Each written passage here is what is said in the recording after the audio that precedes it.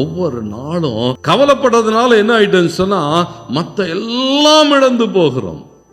கவலைகளை குறித்து வேதம் சொல்லுகிறது, ஆண்டவர் சொன்னாரு, கவலைப்படுறதால உன் சரீரத்தில் என்ன செய்ய முடியாது, மாற்றங்களை உண்டாக்க முடியாது, ஒன்னும் செய்ய முடியாது. ஏன்னா இந்த கவலை என்பது என்னன்னு சொன்னா ஒரு திருடன் எவைகளை திருடுவான். அப்படியே திருடன் எதுக்கு வருவானா, திருடுறதுன்னு முடிவு பண்ணி வரவன் எதை திருடுவான், பிஞ்சு போன செருப்பு, ஒன்றும் இல்லாத தொடப்பு கட்டை, இதையா தூக்குவான். தூக்குறதுன்னு வந்தா எப்படி தூக்குவானா, ஆகப்பெரியவன் மகிழ்ச்சியை களவாடி கொண்டு போவான், ஆகப்பெரியவன் சந்தோஷத்தை களவாடி கொண்டு போவான், பெரிய சமாதானத்தை களவாடி கொண்டு போவான். கவலைப்பட்டு கவலைப்பட்டு பிள்ளைய குறிச்ச கவலையில உட்காந்து உட்காந்து உட்காந்து உட்காந்து புலம்பி புலம்பி என்ன போயிடும், சமாதானம் போயிடும், குடும்பத்துல சமாதானம் போயிடும், சந்தோஷம் போயிடும். ஏன்னு சொன்னா இதை குறித்த கவலை.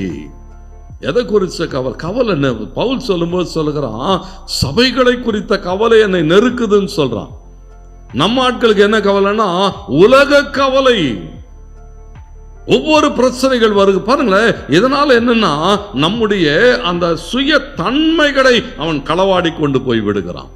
நம்முடைய மேன்மைகள், நம்முடைய மதிப்புகளை அவன் என்ன செய்கிறான், களவாடி கொண்டு போய் விடுகிறான். அதனால தான் ஆண்டவர் சொன்னார், கவலைப்படாத இரு.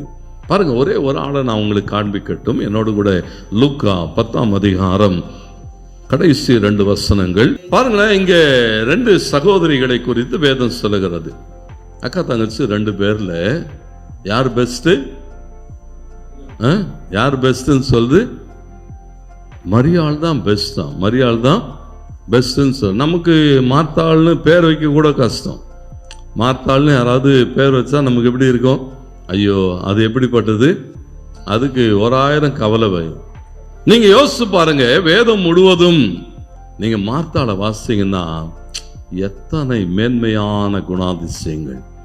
மார்த்தாள்கிட்ட மார்த்தாளுடைய கேரக்டரை பார்த்தீங்கன்னு சொன்னா அத்தனை ஆச்சரியமாய் இருக்கிறது.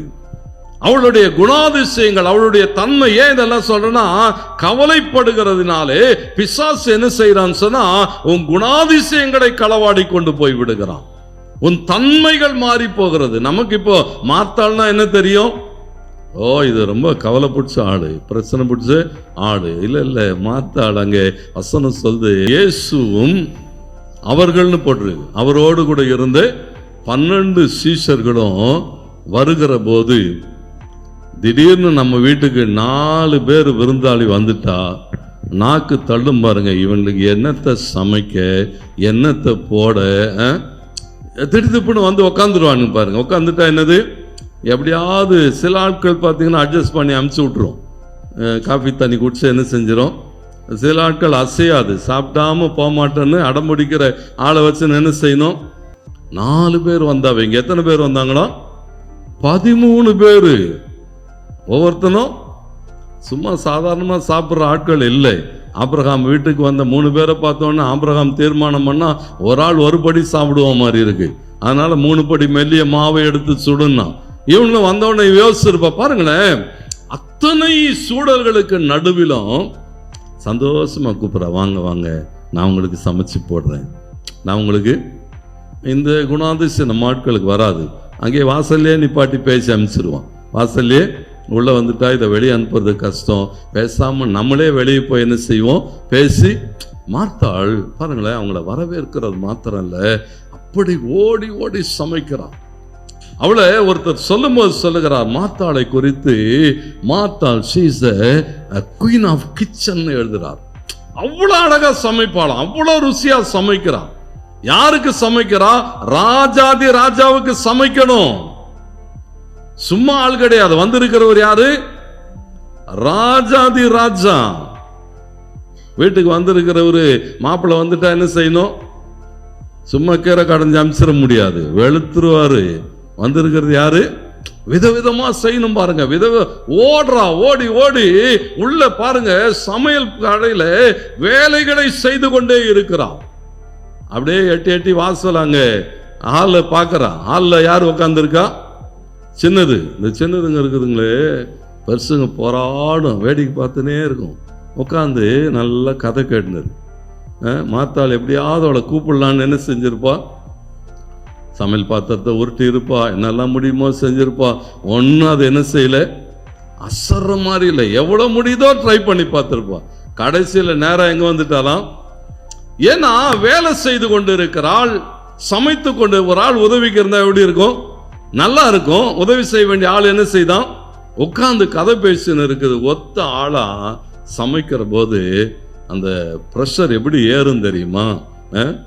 வருவாளா வரமாட்டாளா, என்ன சத்தம் கொடுத்தாலும் அது என்ன செய்யலையா, கொஞ்சம் அசராது.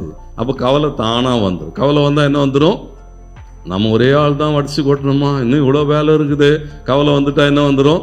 ப்ரெஷர் ஏறும். அவன் மேலே என்ன வந்திருக்கும்? நேராக எங்கே வந்தாலாம்? ஏசுகிட்ட வந்தா. அக்கறையே இல்லையா உங்களுக்கு? ஒத்தாள கஷ்டப்பட்டுன்னு இருக்கிறேன், இதையும் பிடிச்சி வச்சுன்னு இருக்கிறீங்க. பாருங்களேன், பல நேரங்கள் அப்படி வரும். அதனால் என்ன ஆயிட்டது சொன்னால், நீங்கள் பார்த்தீங்கன்னா அவளுடைய குணாதிசயங்கள், அவள் யார் என்பதை நீங்கள் அடுத்தடுத்து வருகிற அதிகாரங்கள் யோவான்லாம் வாசிங்கன்னா, அவள் விசுவாசம், அவள் செய்தவைகள், அவள் பேசினவைகள். பாருங்க, இயேசுவை கூட்டு வந்து அத்தனை பேருக்கு சாப்பாடு பரிமாறி அவளுக்கு உண்டான எல்லாம் செஞ்சு, பேர் என்னது? நல்ல பேர் வரல. ஏன் நல்ல பேர் வரல? கோபம், கவலை வந்து என்ன பண்றா? இயேசுவோடு கூட என்ன செய்கிறா? தர்க்கம் பண்ணுகிறா. அப்பதான் இயேசுனா, மார்த்தாளே மார்த்தாளே, ஆண்டவருக்கு மகிமுண்டா. நல்லா கவனிங்க, இயேசு அவளை அங்கே குற்றம் பண்ணவில்லை. இயேசு அவளோடு கூட பேசினார். இயேசு அவளை என்ன செய்தார்னு சொன்னா, அந்த 2 வார்த்தை, அந்த வார்த்தை பார்த்தீங்கன்னா மார்த்தாளே மார்த்தாளேன்னு இருக்கும். இன்னொரு நாள் அதை பேசுவோம். கர்த்தர் உங்களை ஆசீர்வதிப்பார். ஏன்னா அந்த 2 முறை கூப்பிட்டவர்கள் வேதாமத்தில் ஒரு 8 பேர் ஆண்டவர் கூப்பிட்டிருப்பார். ஆபிரகாமே ஆபிரகாமேன்னு கூப்பிட்டார். அப்படி ஒரு 8 பேரை கூப்பிட்டிருப்பாரு. 8 பேரும் தேவனால் வல்லமையாக என்ன செய்யப்பட்டார்கள்? அடையாளப்படுத்தப்பட்டார்கள்.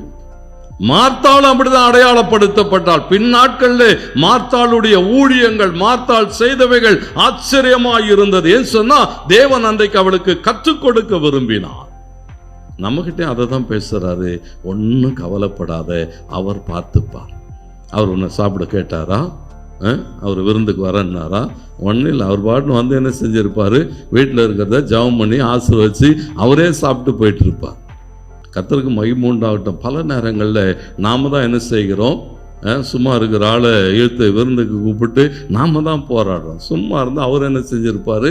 வந்து பிளஸ் பண்ணிட்டு போயிருப்பார். நல்லா இருங்கன்ட்டு ஆசீர்வதிச்சுட்டு போயிருப்பார். கர்த்தருக்கு மகிமை உண்டாகட்டும். அநேக கவலைகளை வருவித்து கொள்ளாதபடிக்கு வேதம் எதிர்பார்க்கிறது, கவலை இல்லாமல் இரு. கவலைகள் எல்லாம், ஏன்னா அவர் உன்னை ஆதரிக்கிற தெய்வம்.